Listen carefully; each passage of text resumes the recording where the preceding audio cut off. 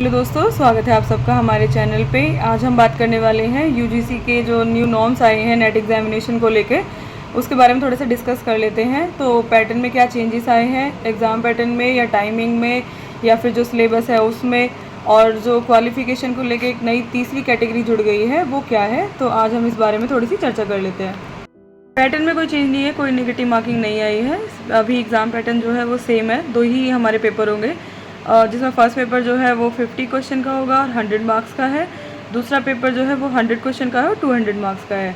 तो इन दोनों को मिला के कंबाइंड एक मेरिट निकाली जाएगी, परसेंटाइल निकाला जाएगा। परसेंटाइल के अकॉर्डिंग 3 कैटेगरी में सिलेक्शन होगा। जैसे फर्स्ट जो है वो है क्वालिफाइड फॉर पीएचडी एडमिशन, दूसरा है qualified for PhD admission and assistant professor, तीसरी category qualified for PhD admission plus assistant professor plus JRF. तो 3 कैटेगरी बन गई है। इससे स्टूडेंट्स को फ़ायदा हो गया कि अगर उनका नेट भी नहीं निकलता मेरिट से तो वो एटलीस्ट एलिजिबल हो जाएंगे पीएचडी एडमिशन के लिए। इसका एक और फ़ायदा ये है कि जो कुछ यूनिवर्सिटीज़ जो एग्ज़ाम के थ्रू ही एंट्री कराती हैं पीएचडी एडमिशन में, वो भी इसको मानेंगी, वरीयता रहेगी इसकी। काफ़ी अच्छा बदलाव है कि इसमें तीसरी कैटेगरी जोड़ दी गई है। बस इसमें मुझे एक नेगेटिव पॉइंट लगा नए नॉर्म्स के हिसाब से कि अगर आप क्वालिफाई होते हैं सिर्फ असिस्टेंट प्रोफेसर के लिए तो आपको 1 साल के अंदर अंदर पीएचडी में एडमिशन लेना होगा।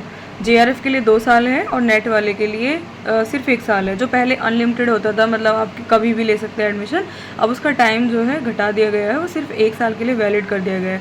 तो अगर आप 2024 में फॉर्म क्योंकि निकले हुए हैं, अगर आप 2024 में जून में ये एग्ज़ाम देते हैं तो फिर आपको जल्दी ही नेट क्वालिफाई करने के तुरंत बाद ही आपको पीएचडी में एडमिशन लेना होगा। तो गाइस, फॉर्म निकले हुए हैं नेट के, आप फिल कर लें। और 10 जून से 21 जून तक इसकी परीक्षा की तारीख आ चुकी है, तो अच्छे से तैयारी पे लग जाइए। और तैयारी करने के लिए जो भी आपका सब्जेक्ट है उसके बारे में तो आपको कहीं और से टिप्स लेनी पड़ेगी। मैं सिर्फ हिस्ट्री की हूँ तो मैं अपनी हिस्ट्री की बता सकती हूँ कि तीनों टाइम पीरियड की अलग अलग अच्छे से रीड कर लें और एक कंबाइंड ले लें जो एनसीईआरटी बेस्ड होनी चाहिए बुक। और उससे भी बेटर तरीका होता है प्रैक्टिस सेट के थ्रू तैयारी करना। जितना ज़्यादा आप प्रैक्टिस सेट को सॉल्व करेंगे उतना अच्छा हमारी एक्यूरेसी बढ़ती जाती है।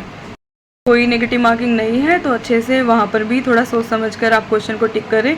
ऑनलाइन होता है अभी एग्ज़ाम, इसका मेथड जो है वो ऑफलाइन नहीं है, कोई हार्ड कॉपी नहीं है। आपको कंप्यूटर पे देख के क्वेश्चन आंसर पढ़ने होते हैं, और अगर आप कोई गलत टिक कर भी देते हैं तो चेंज करने का ऑप्शन रहता है। तो आराम से इत्मीनान से क्वेश्चन को अच्छे से पढ़ के तब टिक करना है। फर्स्ट पेपर के लिए आप बहुत ज़्यादा इस पर वीडियोज़ यूट्यूब पे पड़ी हुई हैं, कोई भी उस पर वीडियो देख लें या फिर आप प्रैक्टिस सेट के थ्रू तैयारी कर लें। और सेकंड के लिए आप ज़्यादा से ज़्यादा अपनी बुक्स पढ़ें, ठीक है। तो मिलते हैं नेक्स्ट वीडियो में, अपना ध्यान रखें, टेक केयर, बाय बाय।